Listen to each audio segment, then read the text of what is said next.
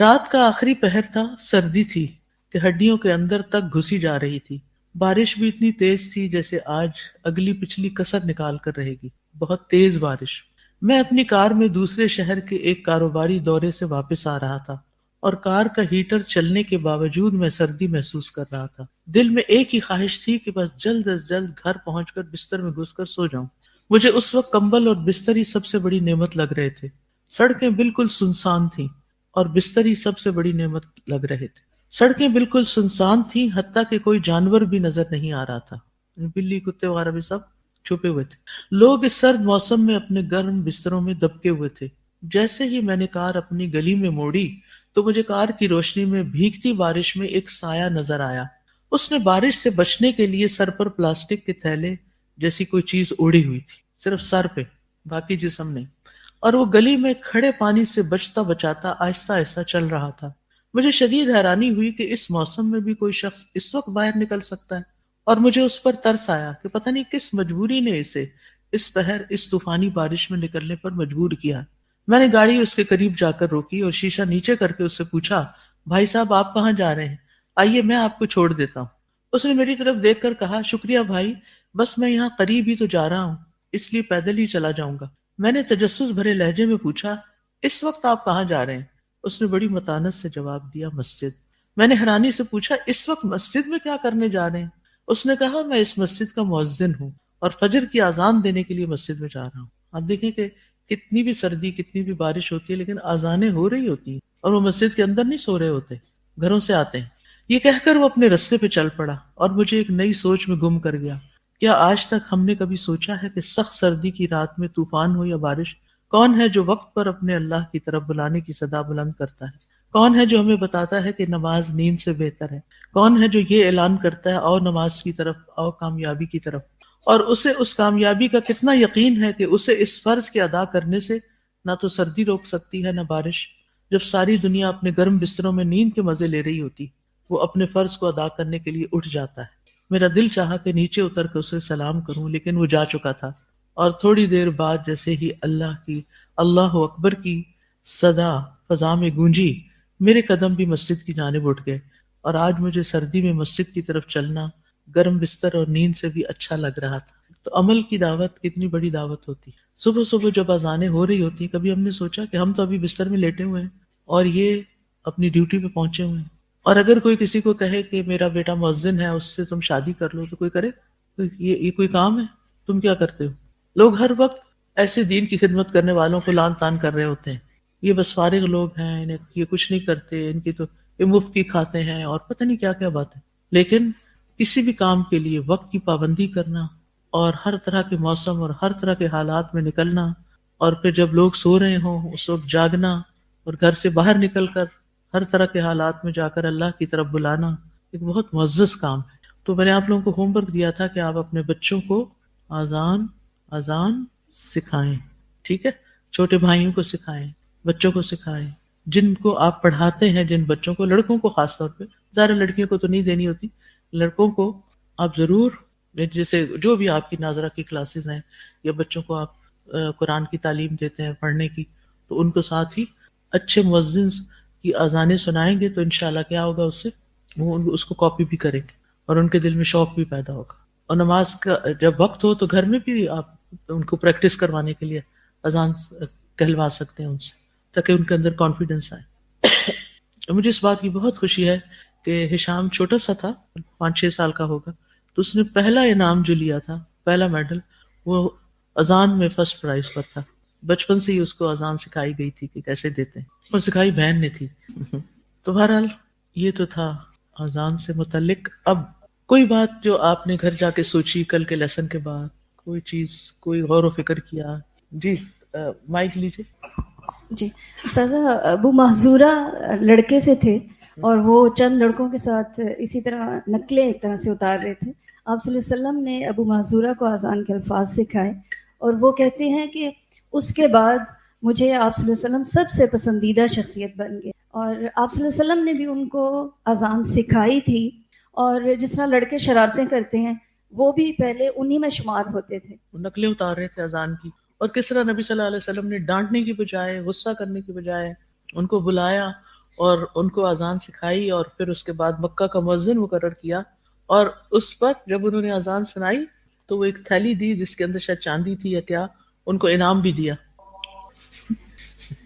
مؤذن کی آواز آ گئی، نماز پڑھا رہا ہے. تو بات یہ ہے کہ ہم سب بھی بہت کچھ کر سکتے ہیں، لیکن اگر کوئی بچہ اسی طرح کی شرارت کر رہا ہو تو ہمارا رد عمل کیا ہوتا ہے؟ ہم کیا کرتے ہیں؟ ہم تو اس کو کافر کا فتویٰ لگا دیں، تم اذان کا مذاق اڑا رہے ہو. تو جو بچے شرارتی ہوتے ہیں نا، ان کے اندر کچھ کرنے کا شوق ہوتا ہے، ان کو سمجھ نہیں آتی کہ کیا کرنا ہے، تو بس جو دل میں آئے پھر کرتے ہیں، کیونکہ ڈائریکشن نہیں ہوتی. تو ہمیں ہر ایک سے ہمدردی رکھ کے، ہر ایک کی خیرخواہی کر کے، اس کا پوٹینشیل پہچان کر کیا کرنا ہے، اسے کسی راہ لگا دینا ہے، کسی کام لگا دینا، اور وہ آپ کے لیے صدقہ جاریہ بن جائے. ٹھیک ہے انشاءاللہ. کوئی اور کچھ کہنا چاہے؟ جی آپ. ہمارا استاذہ جی مجھے اذان دینے کا بہت شوق تھا، تو میں خود تو نہیں دے سکتی تھی، تو پھر میں نے بابا کی مسجد میں جو طالب علم پڑھتے تھے ان میں سے ایک کو پکڑ لیا اور اس کو پھر اچھے سے اذان سکھائی. تو استاذہ جی اس کی اذان میں اتنی زیادہ خوبصورتی تھی آواز میں کہ جب وہ اذان دیتا تو کچھ ہمسائے جو ہیں وہ بہت مطلب برا فیل کرتے ہیں، کہتے کہ ہمیں فجر ٹائم مطلب ہم اٹھنے پہ اپنی آنکھ کھولنے پہ مجبور ہو جاتے ہیں. تو وہ 10 منٹ مطلب اس کا سانس ماشاء اللہ اتنا لمبا تھا کہ 10 منٹ لگ جاتے اس کو اذان دیتے. تو پھر اس نے یہ پکڑ لیا کہ میں نے ہی 5 وقت کی جو ہے نا وہ اذان دینی ہے. تو اتنا اس کے پیچھے استاد جی پڑا گیا کہ وہ چھوڑ کے چلا گیا. مطلب کہا گیا کہ یہ اذان نہ دیا کرے، ہمیں اس کی اذان سے نا بہت زیادہ الجھن محسوس ہوتی ہے. آگے چلے. جی آپ کچھ کہنا؟ Mic mic mic. قیامت کے روز ان لمبی گردنوں والے جو ہوں گے وہ مؤذن ہوں گے. جی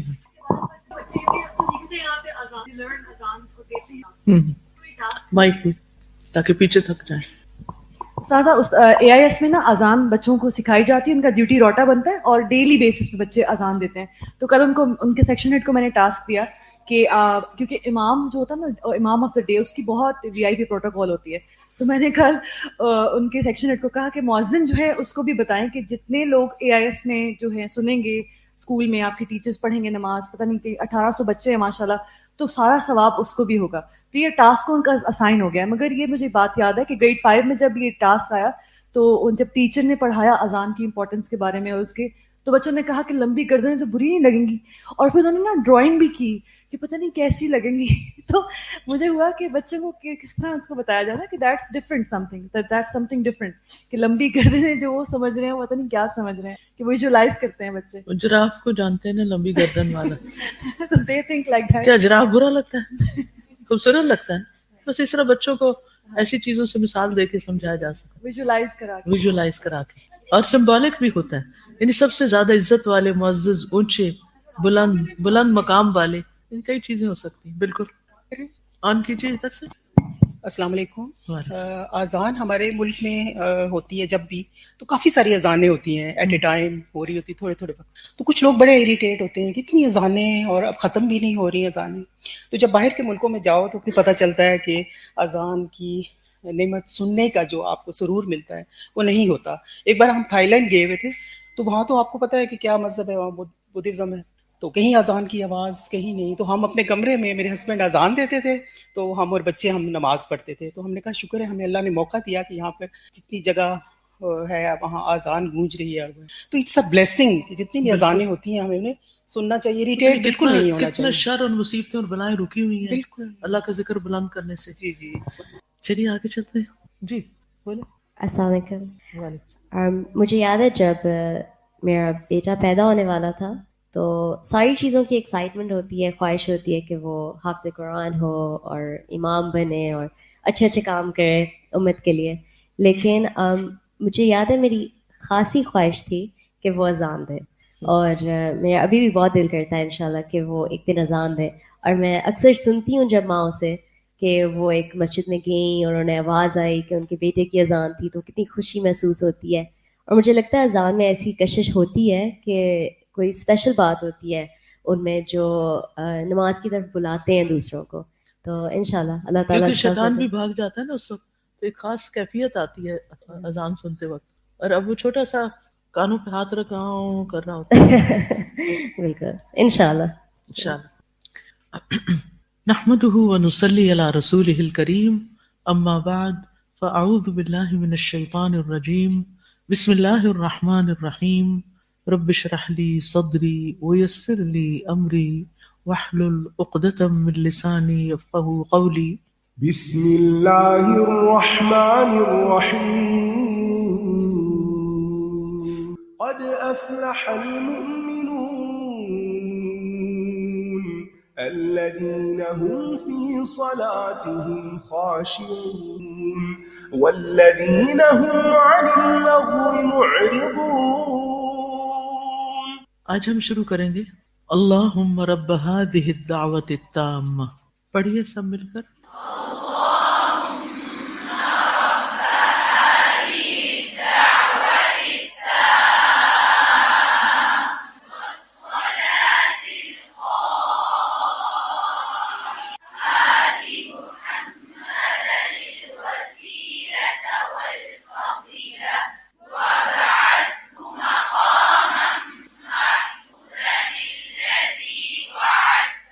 شاباش، صحیح یاد کر لیا، جزاک اللہ خیر شمیم. بہت اچھی طرح ان کو یاد ہو گئی ہے، زبانی بھی ہو گئی یاد الحمدللہ. اب کیونکہ بہت سے لوگ جھجک کے مارے آتی نہیں ہے دعا تو پھر پڑھتے بھی نہیں، تو چلیے اس کی ذرا تھوڑی سی وضاحت کرتے ہیں. اللہم اے اللہ، رب ہذہ اس الدعوتی دعوت التامہ کامل کے، اس دعوت کامل کے رب، والصلاۃ اور نماز القائمہ قائم رہنے والی کے، آتی عطا کر محمدن محمد صلی اللہ علیہ وسلم کو الوسیلۃ وسیلہ، والفضیلۃ اور فضیلت، وابعثہ اور فائز فرما ان کو مقاماً مقام محموداً محمود پر، مقام محمود پر، الذی وہ جس کا وعدتہ وعدہ کیا تو نے ان سے. یہ دعا یہیں تک ہے، کچھ لوگ اس میں اضافہ بھی کرتے ہیں. وہ کیا ہوتا ہے؟ انک لا تخلف المیعاد. یہ اضافہ کرنا چاہیے یا نہیں؟ کیوں؟ اچھا ہے نا، ذرا زیادہ ہو جائے. جتنا نبی صلی اللہ علیہ وسلم نے سکھا دیا ہے بس ہمارے لیے اتنا کافی ہے. ٹھیک ہے، ما آتاکم الرسول فخذوہ وما نہاکم عنہ فانتہوا، اور یا ایھا الذین آمنوا لا تقدموا بین یدی اللہ ورسولہ، اے لوگو جو ایمان لائے ہو اللہ اور اس کے رسول سے آگے مت بڑھو. یہ قرآن کی آیت ہے سورۃ الحجرات کی. لہٰذا جہاں تک آپ نے دعا سکھائی اتنی ہی کافی ہے. ہو سکتا ہے بعض کتابوں میں آپ کو ملے، ہو سکتا ہے کسی جگہ پر کوئی آپ کو انسسٹ کرے کہ نہیں آگے بھی یاد کرو، آگے بھی پڑھاؤ، تو ان کو یہی سمجھانا چاہیے سورۃ الحجرات کی آیت یاد رکھیں کہ اللہ اور اس کے رسول سے آگے نہیں جانا، ادھر ہی رک جانا ہے، اور یہی اطاعت ہے، یہی عبادت ہے. ٹھیک ہے، تو اے اللہ اس دعوت کامل اور قائم رہنے والی نماز کے رب، محمد کو وسیلہ اور فضیلت عطا فرما صلی اللہ علیہ وسلم، اور انہیں اس مقام محمود پر فائز فرما جس کا تو نے ان سے وعدہ فرمایا ہے. ٹھیک، یہاں پر ہم دیکھتے ہیں کہ نبی صلی اللہ علیہ وسلم کے لیے وسیلے کا سوال کیا گیا ہے. یہ وسیلہ کیا چیز ہے؟ اس کے بارے میں سنن نبی داؤد کی روایت میں آتا ہے، عبداللہ ابن عمرو ابن العاص کہتے ہیں انہوں نے نبی صلی اللہ علیہ وسلم کو فرماتے ہوئے سنا، جب تم مؤذن کو سنو تو اسی طرح کہو جیسے وہ کہتا ہے، پھر مجھ پر درود پڑھو. تو اسے ترتیب بھی پتہ چل رہی ہے. ٹھیک ہے، سب سے پہلے اذان ختم ہوئی تو کیا کرنا ہے؟ درود پڑھنا ہے. تحقیق جس نے بھی مجھ پر ایک بار درود پڑھا اللہ اس پر 10 رحمتیں نازل کرتا ہے. پھر میرے لیے اللہ عز و جل سے وسیلہ طلب کرو. بلا شبہ یہ وسیلہ جنت میں ایک منزل کا نام ہے، ایک جگہ ہے جو اللہ کے کسی بندے کو ملے گی، یعنی کسی ایک بندے کو ملے گی وہ، اور مجھے امید ہے کہ وہ میں ہی ہوں گا. تو ہم سب کیا دعا کرتے ہیں کہ اے اللہ، اے رب، نبی صلی اللہ علیہ وسلم کو وہ خاص مقام آپ عطا کریں. ہم آپ کے لیے کیوں دعا کریں؟ کیونکہ آپ کے ہم پر بہت سے احسانات ہیں. تو آپ نے ہمیں سب سے بہترین چیز دی، آپ کے ذریعے ہمیں دین ملا، آپ کے ذریعے قرآن ملا، آپ کی زندگی ہمارے لیے رہنما بنی. تو ہمیں ان احسانات کے بدلے میں آپ کے لیے سب سے بہترین چیز مانگنی چاہیے، بلند ترین مقام. ایک اور روایت میں آتا ہے رسول اللہ صلی اللہ علیہ وسلم نے فرمایا، جو شخص آذان سن کر یہ کہے تو قیامت کے دن اس کے لیے میری شفاعت واجب ہو جائے گی، یعنی آپ اس کے لیے سفارش کریں گے. آپ نے یہ بھی فرمایا اللہ تعالیٰ سے میرے لیے مقام وسیلہ کا سوال کیا کرو. جو بندہ بھی دنیا میں اس کا میرے لیے سوال کرے گا میں قیامت کے روز ضرور اس کے حق میں گواہ یا شفیع یعنی شفاعت کرنے والا ہوں گا. اس دعا کے اندر آپ دیکھیے کہ اللہم رب هذه الدعوت التامہ، اللہم تو آپ کو معلوم ہے رب، اور حاضی دعوت التامہ کیا چیز ہے؟ الدعوت التامہ کیا ہے؟ اذان. یس، ڈرتے ڈرتے کیوں بولے؟ جس نے بھی ادھر سے بولا اچھا صحیح بولا. الدعوت التامہ. ابھی میں نے آپ کو وہ آیت سنائی تھی نا، ومن احسن قولا ممن دعا الی اللہ. یہ سب سے احسن قول، سب سے اچھا کام ہے کہ کوئی نماز کی طرف بلائے آپ کو، یعنی اذان کی شکل میں. تو یہ دعوت تامہ کہا گیا اس کو، ایک مکمل دعوت ہے. کیوں اس کو تامہ کیوں کہ تامہ کا مطلب تمام، پوری، کمپلیٹ انویٹیشن ہے اللہ کی طرف بلانے کا. کیوں؟ اس لیے کہ اس میں اللہ سبحانہ تعالیٰ کی بڑائی بیان کی گئی ہے، اللہ تعالیٰ کی توحید بیان کی گئی ہے، رسول اللہ صلی اللہ علیہ وسلم کی رسالت کی گواہی دی، اور خیر و بھلائی، کامیابی کی طرف آنے کی دعوت دی گئی. یعنی یہ وہ پکار ہے جو آپ کو کامیابی کی طرف بلاتی، آؤ کامیاب ہونے کے لیے. دوسرا اہم لفظ اس میں ہے والصلاۃ القائمہ، قائم ہونے والی نماز. اے اس قائم ہونے والی نماز کے رب. اس کے بارے میں علماء کہتے ہیں کہ اس سے مراد وہ نماز ہے جو ابھی کھڑی کی جائے گی اس اذان کے بعد. تو یہ مستقبل کے لحاظ سے قائم ہی ہے، کیونکہ یہ کچھ وقت بعد قائم ہونے والی. قائم یعنی یہ اس نماز کے رب جو قائم ہونے والی، یعنی ابھی پڑھی جانے والی ہے، یہ مراد ہے. آتے عطا فرما محمدن، نبی صلی اللہ علیہ وسلم کو، محمد صلی اللہ علیہ وسلم کو، الوسیلہ. اور الوسیلہ سے مراد کیا ہے؟ جنت میں ایک خاص مقام، ایک خاص مرتبہ اور مقام جو اللہ کے بندوں میں سے صرف ایک بندے کے شایان شان ہے. اور آپ نے فرمایا مجھے امید ہے کہ وہ میں ہوں گا.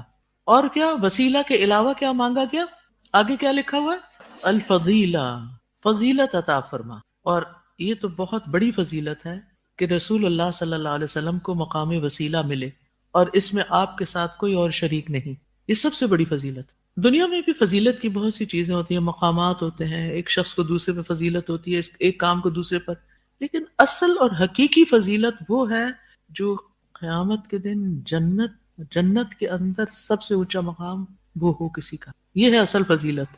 ان چیزوں کی طرف دوڑنا چاہیے، ان کو یعنی جنت کے اعلیٰ مقامات تک پہنچنے کے لیے وفی ذلک فلیتنافس المتنافسون، اس میں کمپٹیشن ہونا چاہیے. ہمارے کمپٹیشن کس کس چیز میں؟ ہم کس بنیاد پر دوسروں پر فضیلت حاصل کرنا چاہتے ہیں، یا سمجھتے ہیں کہ ہمیں فضیلت حاصل ہو گئی، مال و دولت، دنیا کی چکا چوند، رتبے، عہدے، مقام، ڈگریاں وغیرہ وغیرہ. ٹھیک ہے، وہ اللہ کی نعمتیں ہیں، جتنی بھی اللہ دے اس پر شکر، لیکن اس کی بنا پر نہ کوئی فخر، نہ کوئی غرور، بلکہ کیا کرنا ہے؟ شکر ادا کرنا. یس، شکر اور عاجزی اختیار کرنی. اور جب بھی آپ کو دنیا کی کوئی نعمت ملے نا، فوراً آخرت کو یاد کیا کریں. اللہ یہاں دیے وہاں بھی دینا.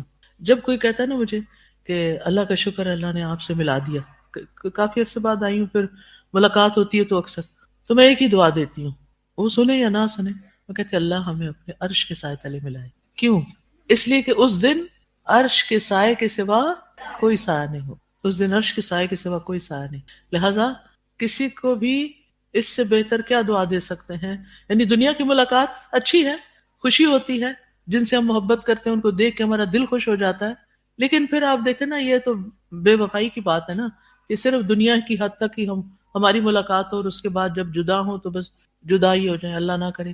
بس اصل خوشی اس بات کی ہے کہ انسان کی محبت اللہ کے لیے خالص ہو، کیونکہ ان لوگوں کے لیے، یعنی 7 لوگ ہوں گے جو عرش کے سائے تلے ہوں گے، تو ان میں سے ایک وہ ہوں گے کہ جو 2 لوگ جو اللہ کی خاطر ایک دوسرے سے محبت کرتے ہیں، بیچ میں اور کوئی لالچ، کوئی فائدہ، کچھ مقصد نہیں، صرف اللہ کی خاطر. تو وہ ہے اصل فضیلت.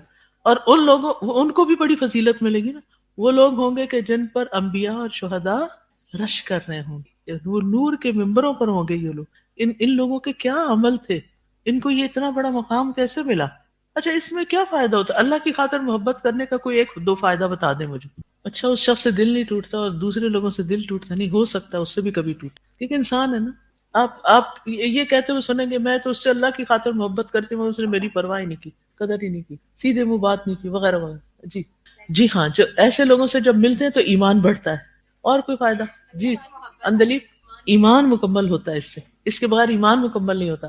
اور اللہ کی محبت بڑھتی ہے، نیکیوں کا شوق پیدا ہوتا ہے. ٹھیک ہے، تو اس لیے کیا کرنا چاہیے؟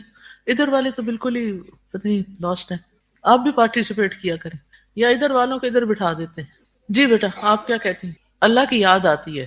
ٹھیک ہے، اللہ کی خاطر جس سے محبت ہوتی ہے نا، اس کو دیکھتے ہی اللہ یاد آ جاتا ہے.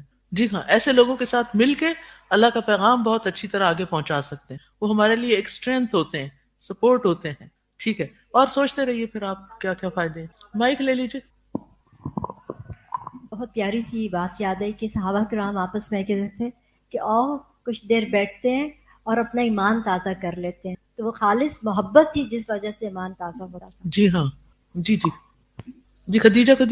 انسان گناہوں سے بھی بچ جاتا ہے اس طرح کے لوگوں کے ساتھ کمپنی سے، کیونکہ دوسرے دوست جو ہیں ان کے ساتھ بیٹھ کے غیبت ہوتی ہے اور باتیں ہوتی ہیں، لیکن جن کے ساتھ اللہ کی خاطر محبت ہو تو پھر انسان نیکیوں کا تذکرہ کرتا ہے. میں نے یہ نیکی کی، تم یہ کرتی ہو، تمہارے ایمان کا کیا حال ہے. کوئی مثال تاریخ سے یاد آتی ہے؟ صحابہ جیسے ابو موسیٰ اشعری اور معاذ بن جبل ملے تھے تو پھر کیا باتیں کر رہے تھے؟ کیا باتیں تھیں؟ تم نے قرآن کتنا پڑھا؟ تم کیسے پڑھتے ہو؟ تمہاری کیا روٹین ہے؟ اور جی جی انتلی. جی ہاں، المرء مع من احبہ. انسان قیامت کے دن اسی کے ساتھ ہوگا جس سے وہ محبت کرتا ہے. میں آن لائن سے بھی ایک ریفلیکشن لیتی ہوں. جی ہما سمی، آپ بات کیجیے. جب اللہ تعالیٰ کی محبت ہوتی ہے تو اس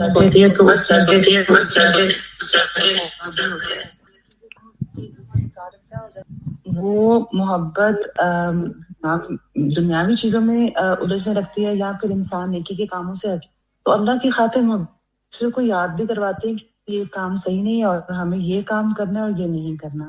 تو یہ بھی ایک بہت بڑا فائدہ ہوتا ہے اللہ تعالیٰ کی محبت، اللہ تعالیٰ کی خاطر ایک دوسرے سے محبت کرنے کا. الحمدللہ. بالکل، یعنی وہ ہمیں یاد دہانی کراتے ہیں کہ اگر ہم غلطی کریں تو ہمارا ہاتھ پکڑتے ہیں، اور اگر ہم اچھا کریں تو اس پر انکریج کرتے ہیں. ٹھیک ہے، چلیے. اللہ ہم سب کو اپنی رحمت کے ساتھ معاف کر دینا، یہ کہا کرے. اللہ ہم سب کو انجام اچھا کرے. جی وہ تو پڑھتی ہوں، اللہ معاصنا قبضنا فی الامور کلھا وجنہ من خزي الدنيا وعذاب الآخرة. آگے چلتے ہیں. آگے ہے مقام محمود. آپ کو معلوم ہے مقام محمود کیا ہے؟ قابل تعریف مقام. الذی وعدتہ، یعنی وہ مقام جس کا آپ نے ان سے وعدہ کیا ہے. کن سے؟ محمد صلی اللہ علیہ وسلم سے. اور یہ وہ مقام ہے جس کو مقام شفاعت عظمیٰ کہا جاتا ہے، جس پر آپ شفاعت کریں گے. قیامت کے دن جب لوگ سخت پریشانی میں مبتلا ہوں گے تو لوگ حضرت آدم کے پاس جائیں گے، وہ معذرت کر لیں گے شفاعت کی. پھر نوح علیہ السلام کے پاس جائیں گے، پھر ابراہیم علیہ السلام کے پاس، پھر موسیٰ علیہ السلام کے پاس، پھر عیسیٰ علیہ السلام کے پاس. پھر وہ ہمارے نبی محمد صلی اللہ علیہ وسلم کے پاس آئیں گے اور آپ سے درخواست کریں گے کہ آپ اللہ تعالیٰ سے سفارش کریں. تو آپ ان کے لیے سفارش کریں گے. اللہ سبحانہ تعالیٰ اس وقت نبی صلی اللہ علیہ وسلم کو اپنے وہ نام سکھائے گا جس سے، یا وہ کلمات سکھائے گا کہ جس سے وہ اللہ سبحانہ تعالیٰ کی تعریف کریں گے، حمد و ثنا بیان کریں گے، جو اس سے پہلے کبھی کسی نے نہیں کی ہوگی. تو پھر آپ کی آہوزاری دیکھ کر اللہ سبحانہ تعالیٰ فرمائیں گے کہ سر اٹھائیے، مانگیے، جو مانگیں گے دیا جائے گا. تو پھر حساب کتاب قائم ہونے کی سفارش کی جائے گی نبی صلی اللہ علیہ وسلم کی طرف سے. اس وقت ساری مخلوق آپ کی تعریف کرے گی، کیونکہ آپ ایک طرح سے سب کے نمائندہ ہو کر اللہ سبحانہ تعالیٰ سے درخواست کریں گے. کیسا دن ہوگا وہ. تو وہ محمود یعنی وہ ایسا مقام ہے جہاں پر کھڑے ہوں گے تو نبی صلی اللہ علیہ وسلم کی تمام کی تعریف ہوگی، کیونکہ لوگوں کی تکلیف دور ہوگی اس کی وجہ سے. اور پھر آپ دیکھیں کہ سفارش کی ایک حد مقرر کر دی جائے گی آپ کے لیے، تو اس کے مطابق پھر آپ صلی اللہ علیہ وسلم لوگوں کو دوزخ سے نکال کر جنت میں لے جائیں گے. ٹھیک ہے، تو یہ حدیث شفاعت جو ہے کافی طویل ہے، جو اس وقت کا موضوع نہیں، اس لیے میں اس پر زیادہ وقت نہیں لگا رہی. اگر آپ میں سے کس کس کو یہ سارا سین معلوم ہے کہ شفاعت کیسے ہوگی قیامت؟ اچھا، سب کو نہیں معلوم تو میں پھر بتاتی تاکہ آپ کو معلوم ہو جائے، کیونکہ یہ ہر اذان کے بعد آپ دعا مانگیں گے تو پھر آپ کو پتا ہونا چاہیے کہ آپ کیا مانگ رہے ہیں. آتی محمدن الوسیلۃ، سمجھ آ گئی کیا مانگا آپ نے؟ والفضیلۃ وبعثہ مقاما محمودا الذی وعدتہ. تو یہ ایک امپورٹنٹ جگہ ہے. نبی صلی اللہ علیہ وسلم نے فرمایا قیامت کے دن میں اپنے رب سے اس کے گھر میں آنے کے لیے اجازت چاہوں گا، مجھے اس کی اجازت دی جائے گی، پھر میں اللہ تعالیٰ کو دیکھتے ہی سجدے میں گر پڑوں گا، اور اللہ تعالیٰ مجھے جب تک چاہے گا اسی حالت میں رہنے دے گا. پھر فرمائے گا اے محمد سر اٹھاؤ، کہو سنا جائے گا، کہو سنا جائے گا، شفاعت کرو تمہاری شفاعت قبول کی جائے گی، جو مانگو دیا جائے گا. پھر میں اپنا سر اٹھاؤں گا اور اپنے رب کی حمد و ثنا کروں گا جو وہ مجھے سکھائے گا. پھر میں شفاعت کروں گا، چنانچہ میرے لیے حد مقرر کی جائے گی اور میں اس کے مطابق لوگوں کو دوزخ سے نکال کر جنت میں داخل کراؤں گا. پھر میں دوبارہ لوٹ کر آؤں گا، اپنے رب کی بارگاہ میں حاضر ہونے کی اجازت طلب کروں گا اور مجھے اجازت دی جائے گی. جب میں وہاں اپنے رب کو دیکھوں گا تو پہلے کی طرح سجدے میں گر جاؤں گا. پھر جب تک اللہ چاہے گا مجھے سجدے میں پڑا رہنے دے گا. اس کے بعد ارشاد ہوگا، محمد اپنا سر اٹھاؤ اور بات کہو، سنا جائے گا. سفارش کرو، تمہاری شفاعت قبول کی جائے گی. جو سوال کرو گے وہ پورا ہوگا. تب میں اپنا سر اٹھاؤں گا اور اپنے رب کی ایسی تعریف کروں گا جو اس وقت اللہ مجھے تعلیم دے گا. پھر میں سفارش کروں گا تو میرے لیے ایک حد مقرر کر دی جائے گی، تو میں اس کے مطابق لوگوں کو وہاں سے نکال کر جنت کی طرف لے جاؤں گا. پھر تیسری مرتبہ اپنے رب سے اس کے گھر کے لیے اجازت چاہوں گا، مجھے اجازت دی جائے گی. پھر میں اللہ رب العزت کو دیکھتے ہی اس کے لیے سجدے میں گر پڑوں گا اور اللہ تعالیٰ جب تک چاہے گا مجھے یوں ہی چھوڑ رکھے گا. پھر فرمائے گا، محمد سر اٹھاؤ، کہو سنا جائے گا، شفاعت کرو قبول کی جائے گی، مانگو دیا جائے گا. آپ نے فرمایا کہ میں اپنا سر اٹھاؤں گا اور اپنے رب کی ایسی حمد و ثنا کروں گا جو وہ مجھے سکھائے گا. پھر شفاعت کروں گا اور میرے لیے حد مقرر کر دی جائے گی اور میں اس کے مطابق جہنم سے نکال کر لوگوں کو جنت کی طرف لے جاؤں. اور پھر قتادہ کہتے ہیں کہ حضرت انس یہ بھی کہتے تھے، پھر میں لوگوں کو نکالوں گا اور انہیں جہنم سے نکال کر جنت میں داخل کروں گا، یہاں تک کہ جہنم میں صرف وہ لوگ باقی رہ جائیں گے جنہیں قرآن نے روک رکھا ہوگا، یعنی انہیں ہمیشہ اسی میں رہنا ہوگا. کفار و مشرکین جو ہیں، جس نے بھی کلمہ لا الہ الا اللہ پڑھا ہوگا اس کو وہاں سے نکال لیا جائے گا. پھر آپ نے یہ آیت تلاوت کی، عسیٰ ان یبعثک ربک مقاما محمودا. چلیے نیکسٹ پہ چلیں، پڑھیے.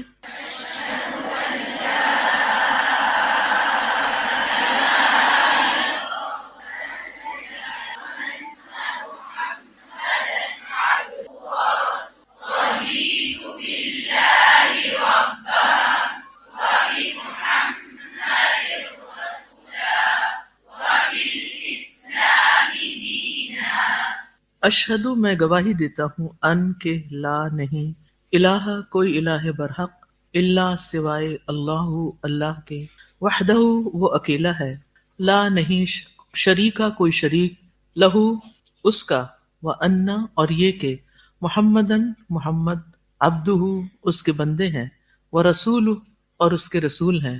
رضیت میں راضی ہوا باللہ اللہ کے ساتھ ربن رب ہونے پر وبمحمد اور محمد کے ساتھ رسولاً رسول ہونے پر وبالاسلامی اور اسلام کے ساتھ دیناً دین ہونے پر.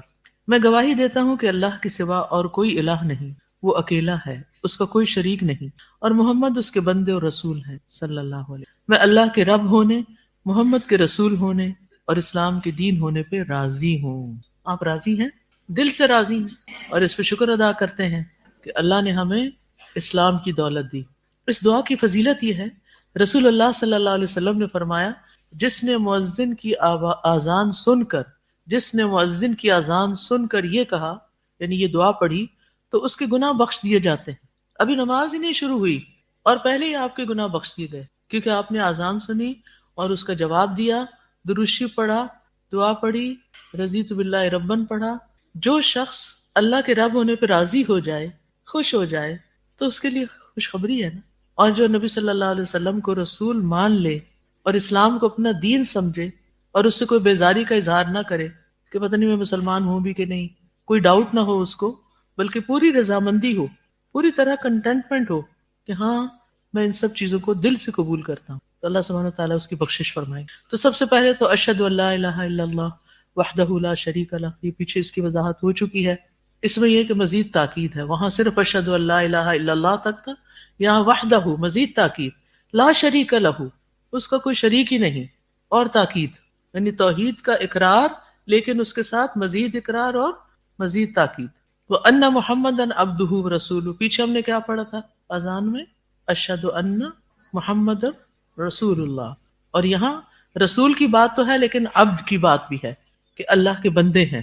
اللہ کی جو بندگی ہے نا، یہ انسان کے لیے سب سے عزت کا مقام ہے. کسی کو اللہ کا بندہ کہنا، اللہ تعالیٰ کا، یعنی اللہ تعالیٰ خود فرما رہے ہیں اور ہمارے دین نے ہمیں خود سکھایا، اور نبی صلی اللہ علیہ وسلم اپنے آپ کو بندہ کہتے تھے. تو انسان سب سے زیادہ اپنے رب کے کہاں قریب ہوتا ہے؟ جو سب سے زیادہ عاجزی کے مقام پر سجدے میں بندگی کر رہا ہوتا ہے. رب، الہ، مالک صرف اللہ ہے، اور ہم سب، چاہے کوئی رسول ہو، چاہے کوئی نبی ہو، چاہے کوئی بڑا عالم ہو، سب کیا ہیں؟ اللہ کے بندے ہیں. اور محمد اللہ کے بندے بھی ہیں اور رسول بھی ہیں. پھر ہے رضیت باللہ ربن، میں اللہ کے رب ہونے پہ راضی ہوں. اس کا کیا مطلب ہے کہ اللہ کے رب ہونے پہ راضی؟ جی ہاں، رب کا معنی تو سب کو آتا ہی ہے اب الحمدللہ. خالق، مالک، مدبر، رٹا ہوا ہے. امتحان دینا تھا، نمبر لینے تھے، کیسے نہ یاد کرتے. اس کو محسوس کرنا چاہیے. اللہ نے ہمیں پیدا کیا اور وہی ہمیں تمام نعمتیں دے رہا ہے، وہی ہماری تربیت کرتا ہے. ربوبیت دو طرح کی ہوتی ہے، ایک عام اور ایک خاص. عام کیا ہوتی ہے؟ جس میں مسلم نان مسلم سب برابر شریک ہوتے ہیں. اور خاص کیا ہوتی ہے؟ جن لوگوں کو وہ ایمان نصیب کرتا ہے اور اس کے بعد ان کی ایمان کے مطابق تربیت ہوتی. تو یہ تربیت بھی ہمارا رب ہی کرتا ہے. اور جب انسان اللہ کو رب مان لیتا ہے نا، تو وہ ہر نعمت اور ہر ملنے والی چیز کو اللہ سبحانہ تعالیٰ کی طرف منسوب کرتا ہے کہ اس کا فضل ہے، اس کی طرف سے مجھے ملی ہے، اور وہ اپنے شکر اور محبت کا اظہار کرتا ہے. تو مومن کی اللہ سے محبت بڑی بے مثال ہوتی ہے. والذین آمنوا اشد حبا للہ. اور یہ محبت پھر اس کو مجبور کرتی ہے کہ وہ اللہ کا مزید قرب حاصل کرے اور اس کے قریب ہو، اور اس قرب کو حاصل کرنے کے لیے وہ اور نیکیوں پہ نیکیاں کرتا ہے اور گناہوں سے بچتا ہے کہ میرا رب مجھ سے ناراض نہ ہو جائے.